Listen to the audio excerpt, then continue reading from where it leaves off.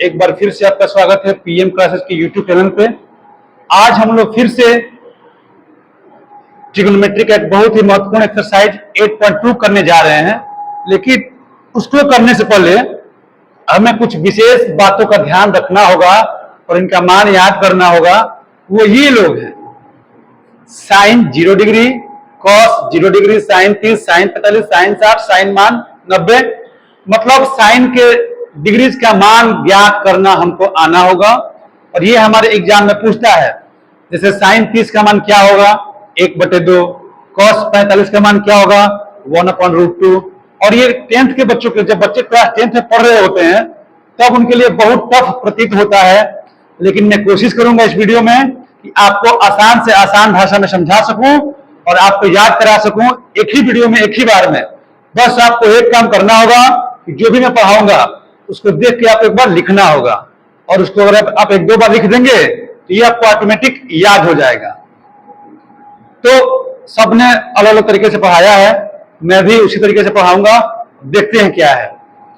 सबसे पहले हमको मान निकालना है सबका, तो यहां पे शुरू करते हैं 0 से लिखना। 0, 1, 2, 3 और 4।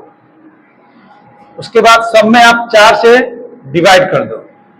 0/4, 1/4, 2/4, 3/4 और 4/4। उसके बाद इस सबको आप डाल दो स्क्वायर रूट के अंदर। बस आपको साइन का वैल्यू याद करना होगा, उसके बाद सब ऑटोमेटिक निकल जाएगा। क्योंकि आपको पता है जब हम लोग पैदा होते हैं तो हमारे हाथ में क्या होता है? कुछ भी नहीं होता है, हमारे हाथ में 0 होता है, 0। तो इसीलिए साइन 0 का मान स्टार्ट होता है 0 के साथ, स्टार्ट होगा 0 से, और जब हम मरते जाएंगे यहाँ पे तो यहाँ पे हमारे पास 1 बचेगा, यानी कि हमारे पास 1 करोड़ रुपए होंगे। शुरू में हमारे पास कितने बचे थे? 0 रुपए। अब जब मरने का समय आ गया, पूरा जीवन हम लोग कमाए, तो हमारे पास कितना रुपया हो गया? 1 करोड़ रुपए। इस ट्रिक के माध्यम से हम इसको याद कर लेंगे कि साइन 0 का मान क्या होता है? 0। किसी भी संख्या में अगर ऊपर 0 है तो उसका वैल्यू क्या आ जाएगा? 0। और इसमें क्या है? चूंकि स्क्वायर रूट है तो 1 का स्क्वायर रूट 1 आएगा और 4 का स्क्वायर रूट 2 आएगा। ये मान हो गया साइन 30 का 1/2।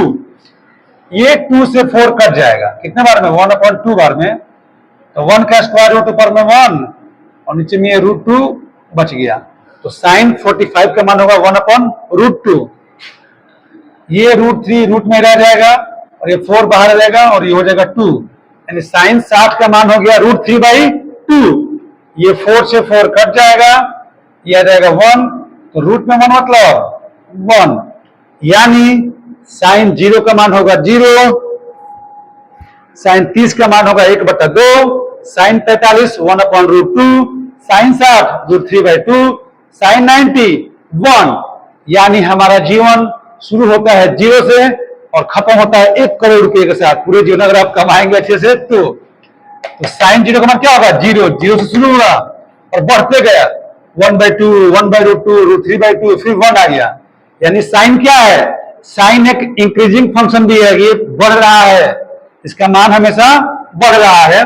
यहां तक बढ़ते हुए आया और जब ये खत्म हुआ 90 पे, इसका कितना था? 1 करोड़ रुपया। अब आप एक बात इमेजिन कीजिए कि जिसके बाप 1 करोड़ रुपया कमाए हो, ठीक, तो उसके बेटे के पास शुरू में क्या होगा? उसके बेटे, बाप कमा के मर गए, उसके बाद उस बेटे के पास होगा 1 करोड़ रुपए। यानी कॉस 0 का मान, जो यहाँ पे 1 था ना, उसको यहाँ पे लिख दो। कॉस 0 का मान होता है 1। इसके पास 1 करोड़ रुपया था, अब ये रुपया उड़ाएगा, उड़ाते उड़ाते जब इसके मरने की समय आएगी तो ये इसके पास यहाँ 90 के पास क्या बचेगा? 0 रुपीज। यानी बाप अगर साइन था, ये पैदा हुआ था 0 रुपया लेके, उसको बढ़ाते गया बढ़ाते गया बढ़ाते गया, उसके पास लास्ट में 1 करोड़ रुपए हो गए। जब वो मर गया तो उसके बच्चों को जो उसकी संपत्ति मिली वो मिली 1 करोड़ रुपए। 1, अब यहां से घटाते घटाते अयासी करते करते जाएंगे भाई साहब, और 0 पे खत्म करके ये भी मर जाएंगे। तो ये जो 1 था यहां पे आ गया, ये जो √3/2 था, तो √3/2 क्या है? cos 30 का मान है, ये यहीं पे रह जाएगा। 1/√2, यानी साइन 45 भी क्या होता है 1/√2, और कॉस 45 भी 1/√2।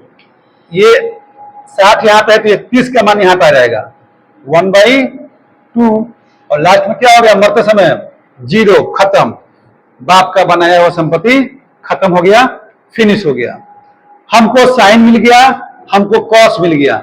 मैं आप लोग को पहले भी बता चुका हूं कि जो tan थीटा होता है वो होता है sine theta upon cos theta. यानी अगर हमको साइन 0 का मान पता है और कॉस 0 का मान पता है, अगर हम साइन में कॉस का करेंगे डिवीजन तो आएगा tan 0। तो साइन 0 का मान क्या है, ऊपर में 0 नीचे में 1। किसी भी संख्या के अगर ऊपर में 0 होगा उसका मान क्या हो जाएगा 0। तो tan 0 का मान भी क्या आएगा 0। ये क्या था, ऊपर में 1/2 और नीचे में √3/2। तो इस 2 से ये 2 कट गया और ये बच गया 1/√3, यानी tan 30 का मान 1/√3। ये ऊपर में 1/√2, नीचे में 1/√2। ऊपर में जो है नीचे में वही सेम है, तो ये पूरा कट गया। तो क्या आएगा 1, यानी tan 45 का मान क्या होगा 1। ऊपर में ये √3/2 है, नीचे में 1/2 होगा। 2 से 2 कट गया क्योंकि नीचे से नीचे वाला कट सकता है। तो ऊपर में क्या बचा √3, नीचे में 1, तो √3 हो गया इसका मान। ऊपर में 1 है और नीचे में 0 है। यदि किसी संख्या के ऊपर में 1 है या नीचे में, अगर किसी भी संख्या के नीचे में 0 आ गया, अगर नीचे में 0 आया तो मामला फिनिश, अनडिफाइंड। ये अनडिफाइंड हो जाएगा। ठीक, तो हमको साइन का मान पता लग गया, कॉस का मान पता लग गया और tan का मान पता लग गया। तो अब आप ये बताइए कि हमने यहां पर लिखा कि tan का उल्टा होता है cot, या cot का उल्टा क्या होता है tan। ये दोनों एक दूसरे का अपोजिट हैं। अगर tan का मान दिया है 4/5, सपोज 3/4, तो cot का मान क्या होगा, बिल्कुल इसका उल्टा हो जाएगा, 4/3 हो जाएगा। यदि हम यही बात बोलें कि अगर cot का मान दिया है 4/3, तो tan का मान क्या होगा, तो इसका उल्टा हो जाएगा, यानी 3/4 हो जाएगा। तो ये दोनों बात सच है। तो जिस प्रकार tan का उल्टा cot होता है, उसी प्रकार cot थीटा का उल्टा क्या होता है tan थीटा। जिस प्रकार cos का उल्टा होता है sec, उसी प्रकार sec का उल्टा क्या होता है cos थीटा। जिस प्रकार sin थीटा का उल्टा होता है cosec थीटा, उसी प्रकार cosec का उल्टा क्या होगा sin थीटा। तो ये आपको बार बार प्रैक्टिस करने से समझ में आएगा सर। आपको बार बार बनाना पड़ेगा और क्लास 10th में आपको समय देना चाहिए। मुश्किल से बचे हैं 4 से 5 महीने, 4.5 महीना बच गया है अब, यानी मुश्किल से 100 दिन बचा है। 100 दिन आपके पास है पढ़ने के लिए, बाकी दिन आप इंजॉय कर सकते हैं। तो 100 दिन आप मन से पढ़ लीजिए, रोज 5 से 7 घंटा, तो आपका एग्जाम बहुत अच्छे से हो जाएगा। अब tan का उल्टा होता है cot। tan क्या था 0/1 था, ये क्या हो जाएगा ऊपर में 1 नीचे में 0, ये आ जाएगा अनडिफाइंड। क्योंकि ये जो लास्ट वाला था ना इसको पहले कर दो, इसका लास्ट √3 तो यहाँ पे ला दो √3, ये 1 का 1 हो गया, ये 1/√3 यहाँ पे आ गया 1/√3, और ये 0 कहाँ पे आ गया यहाँ पे आ गया, हो गया। जिस प्रकार साइन में जो लास्ट में था उसको पहले ला दिए, इसको यहाँ पे ला दिए, इसको यहीं पे रख दिए, इसको यहाँ पे ला दिए, इसको यहाँ पे ला दिए, उसी प्रकार tan के वैल्यू को भी जो यहाँ पे था उसको यहाँ ला दिए, जो यहाँ पे था उसको यहाँ ला दिए, जो यहाँ पे था उसको यहाँ, जो यहाँ पे यहाँ, जो यहाँ पे यहाँ। हमको tan cot मिल गया। sec क्या होता है cos का उल्टा, तो 1 का उल्टा 1 ही होता है, तो sec 0 पे क्या होगा 1। ये इसका उल्टा क्या हो जाएगा 2/√3, क्या हो जाएगा 2/√3 cos में। ये इसका उल्टा ऊपर में √2 नीचे में √2 हो गया, इसका उल्टा ऊपर में 2। अब 0 ऊपर में 0 है नीचे में 1 है, इसका उल्टा करेंगे तो क्या होगा 1/0, ये हो जाएगा आपका अनडिफाइंड। क्या हो जाएगा अनडिफाइंड।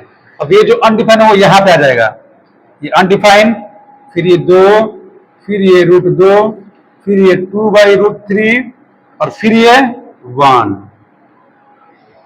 आप देख लीजिए साइन का उल्टा होता है cosec, तो 0 का उल्टा क्या होगा अनडिफाइंड। 1/2 का उल्टा ऊपर में 2 चला जाएगा, 1/√2 का उल्टा ऊपर में √2 चला जाएगा, √3/2 का उल्टा 2/√3 हो जाएगा, और 1 का उल्टा 1 हो जाएगा। चाहे आप इसको यहां लिख सकते हैं, इसको यहां, इसको यहां, इसको यहां, इसको यहां। जैसे साइन कॉस में आपस में यहां यहां यहां यहां लिख रहे थे, tan cot में इसका यहां लिख रहे थे, वैसे ही सेक कौशिक में भी लिखेंगे।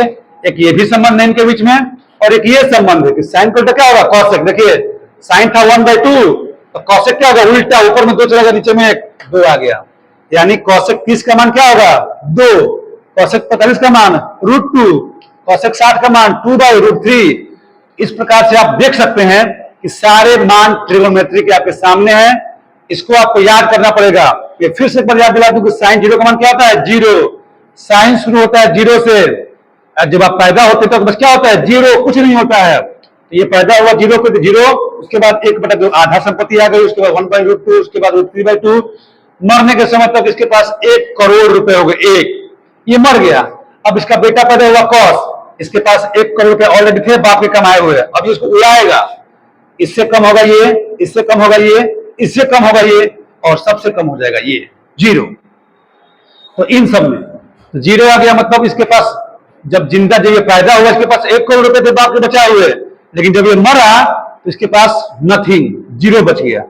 आप ये याद कर लेंगे, जब साइन कॉस हो गया तो टैन, कॉट, सेक, कॉसेक सब आप निकाल सकते हैं। एक बार ध्यान से इस वीडियो को देखिए, बार बार देखिए, इसको लिखिए, मन से लिखिए, खुद से लिखिए, और आपको याद करना ही पड़ेगा सर। अगर आप चाहते हैं एग्जाम में अच्छा नंबर लाना, तो आपको ये बार बार लिख के समझना पड़ेगा, याद करना पड़ेगा। सब लोग ऐसे ही किए हैं, हम भी किए हैं, आपको भी करना पड़ेगा। बहुत बहुत धन्यवाद। जय हिंद, जय भारत। मिलते हैं अगले वीडियो में।